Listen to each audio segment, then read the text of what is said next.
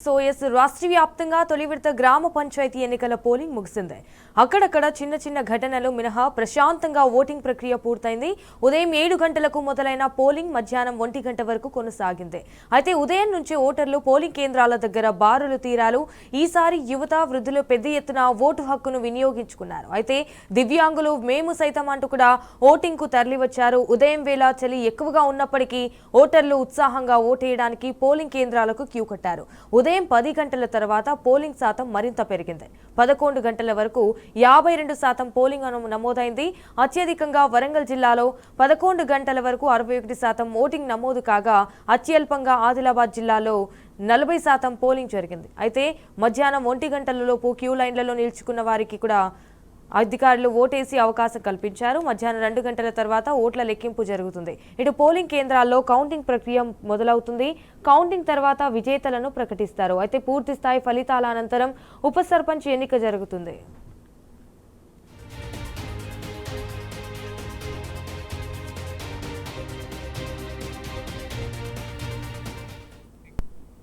Right, ఇదే విషయానికి సంబంధించి మరిన్ని డీటెయిల్స్ మా ప్రతినిధి కిరణ్ లైవ్ ద్వారా అందించడానికి అయితే సిద్ధంగా ఉన్నారు. రైట్ కిరణ్, చెప్పండి. ఇటు తొలి విడత పంచాయతీ ఎన్నికల పోలింగ్ అయితే ముగిసింది. సో పోలింగ్ ఎలా జరిగింది, దీనికి సంబంధించిన అప్డేట్స్ ఏంటి?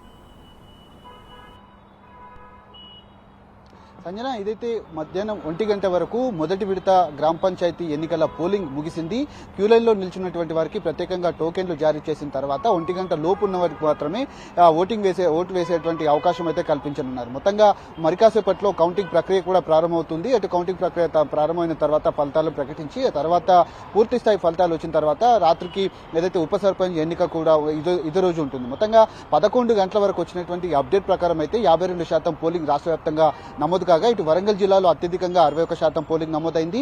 అత్యల్పంగా ఇటు ఆదిలాబాద్ జిల్లాలో 40% పోలింగ్ నమోదైంది. మొత్తంగా 1 గంట వరకు దాదాపు మనకు ఉన్నటువంటి సమాచారం మేరకు 70 నుంచి 72% పోలింగ్ నమోదైనట్టుగా తెలుస్తుంది. మరి కాసేపట్లోనే అధికారికంగా లెక్కలు కూడా వెల్లడించేటువంటి అవకాశం. కౌంటింగ్ ప్రక్రియకు సంబంధించినటువంటి అంశంలో ఏదైతే సర్పంచ్ కు సంబంధించినటువంటి బ్యాలెట్ పేపర్లు కావచ్చు, ఇటు వార్డు మెంబర్లకు సంబంధించినటువంటి బ్యాలెట్ పేపర్లు వేరువేరుగా చేసి ఒక్కో బండిల్లో 25 ఓట్లుగా కట్టలు కట్టిన తర్వాత అవి ట్రేలో వేస్తారు. వాటిని కౌంటింగ్ ప్రక్రియ కూడా కొనసాగించేటువంటి అవకాశాలు అయితే కనబడుతున్నాయి.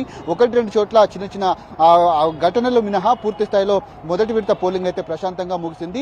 పూర్తి స్థాయిలో మానిటరింగ్ రూమ్ నుంచి ఎక్కడెక్కడ ఇబ్బందులు తలెత్తుతున్నాయనే దానిపైన కూడా రాష్ట్ర ఎన్నికల సంఘం కమిషనర్ కావచ్చు, ఇటు పంచాయతీరాజ్ కమిషనర్ కావచ్చు, అంతేకాకుండా మిగతా సెక్రటరీలు, పోలింగ్ సిబ్బంది అంతా కూడా పోలింగ్ ప్రక్రియలో కూడా పాల్గొన్నటువంటి పర్యవేక్షించినటువంటి పరిస్థితులు అయితే కనిపిస్తా ఉన్నాయి. 1 గంట వరకు పూర్తి స్థాయి ఫలితాలు ఏదైతే పూర్తి స్థాయి ఓటింగ్ నమోదైనటువంటి ప్రాంతాల్లో ఏవైతే బ్యాలెట్ పేపర్లు ఉన్నాయో వాటన్నింటినీ కూడా బ్యాలెట్ బాక్స్ కూడా సీజ్ చేసినటువంటి పరిస్థితి కనబడుతుంది. రిటర్నింగ్ ఆఫీసర్ తో మరికాసేపట్లోనే ఈ కౌంటింగ్ ప్రక్రియ కూడా ఆయా పోలింగ్ కేంద్రాల్లో కూడా కౌంటింగ్ ప్రక్రియ ప్రారంభమైనటువంటి అవకాశాలు మనకు స్పష్టంగా కనిపిస్తా ఉన్నాయి. మొదటి విడత గంటల మినహా పూర్తి స్థాయిలో పోలింగ్ అంతా కూడా ప్రశాంతంగా ముగిసింది. ఓటు వేసేటువంటి క్యూ లైన్ లో ఉన్నటువంటి వారికి మాత్రం ప్రత్యేకంగా టోకెన్లు జారీ చేశారు. 1 గంట తర్వాత ఆ టోకెన్ల వారీగా మాత్రమే ఓటు వేసేటువంటి అవకాశాలు అయితే కనిపిస్తా ఉన్నాయి. అత్యధికంగా వరంగల్ జిల్లాలోనే అత్యధికంగా పోలింగ్ నమోదైనట్టుగా తెలుస్తుంది. దాదాపు 81% పోలింగ్ నమోదైంది. అధికారిక లెక్కలు మరి కాసేపట్లో వచ్చేటువంటి అవకాశాలు అయితే కనిపిస్తున్నాయి. ఈ నెల 14న 2వ దశ పోలింగ్ ఉంటుంది. రేపు సాయంత్రం 12వ తేదీ కాబట్టి రేపు సాయంత్రం 5 గంటల వరకు 2వ దశకు సంబంధించినటువంటి ప్రచారం ముగిసిన తర్వాత 14వ తేదీన 2వ విడత, 17వ తేదీన 3వ విడత పోలింగ్ అనేది జరగబోతోంది. Kiran, thank you for the live updates.